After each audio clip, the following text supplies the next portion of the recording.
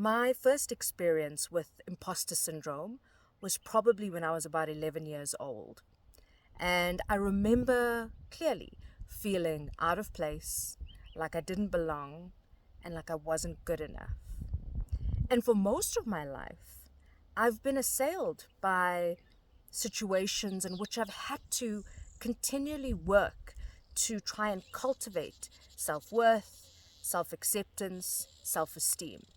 Oftentimes, not playing out in the way that I'd hoped. On the flip side of this, I'm also very much driven towards learning and self-development, self-growth, self-discovery. And so I would often find myself in the self-help section of the bookstore, or alternatively, I would find myself on some or other self-growth and self-development course. I tried everything. I tried affirmations, I tried mirror work, where you stand in front of a mirror and you repeat the affirmations. And I had some really phenomenal teachers along the way who were very invested in, in trying to support me through this process. Throughout this process, I realized one thing.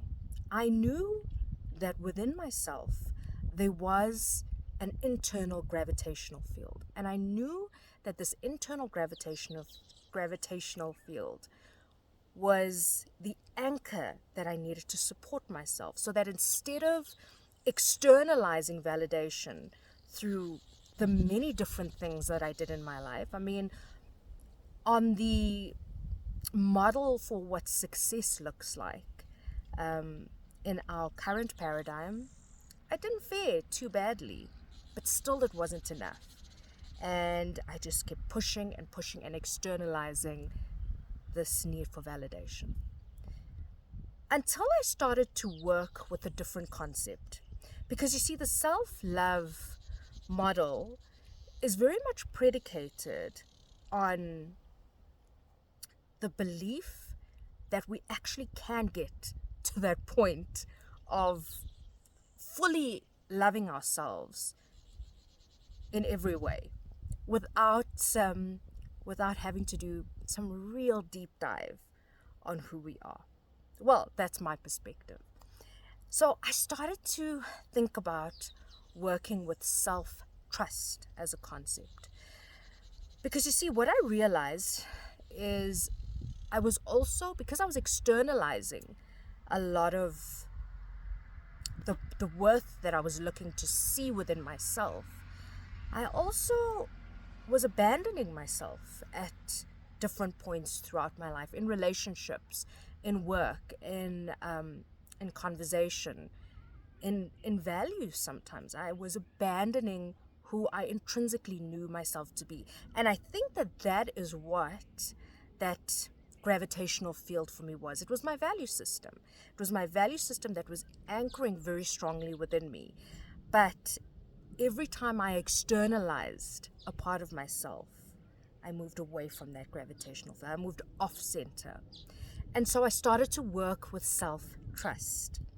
And how I worked with self-trust and how I continue to work with self-trust is very simple. It's really about being impeccable with my word. You see, often we think that we need to be completely in our truth with other people. And really what I found is that we need to be in truth with ourselves. Yoga defines it so beautifully. The cause of illness is dissonance in what you think, in what you say, and what you do. And that causes dissonance within the body that results in permutations of imbalance. And modern medicine is now in agreement with that, perhaps in different semantics, but in agreement with that. So when I started to work with myself in an impeccable way, I did what I said I was going to do.